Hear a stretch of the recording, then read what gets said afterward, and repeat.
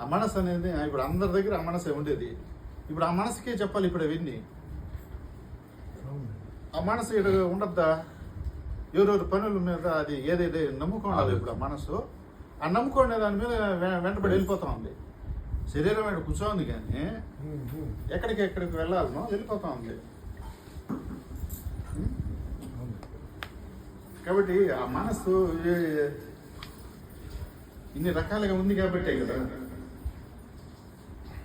అందుకే కదా ఆనాడు మనం వ్యాపారాలు చూసినాడా, ఉద్యోగాలు చూసినాడా, వ్యవసాయం చూసినాడా, ఏమే నువ్వు ఎలాంటి వాడు అని చూసినావా? ఇప్పుడు ఇవన్నీ వచ్చిండేది. నువ్వు ఉండేవాడువా, లేనివాడువా, నువ్వు ఏ దీనికి సంబంధించినవాడు ఏమీ చూడాలి. ఒక జీవుడు తన దగ్గరికి వచ్చినప్పుడు ఆ జీవుడిని ఆత్మతో కలిపేది ఎట్లా?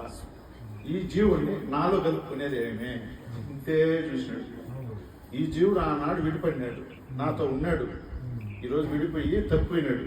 ఈ తప్పిపోయినాడిని అవన్నీ సరిపెట్టి తిరిగి తనలోకి తీసుకునేయాల అని ఇప్పుడు ఎప్పుడైనా మళ్ళీ ఈ జీవుడు మళ్ళీ దారి తప్పిపోయి వెళ్ళిపోతాడు అని చెప్పి ప్రమాణం చేయించుండే.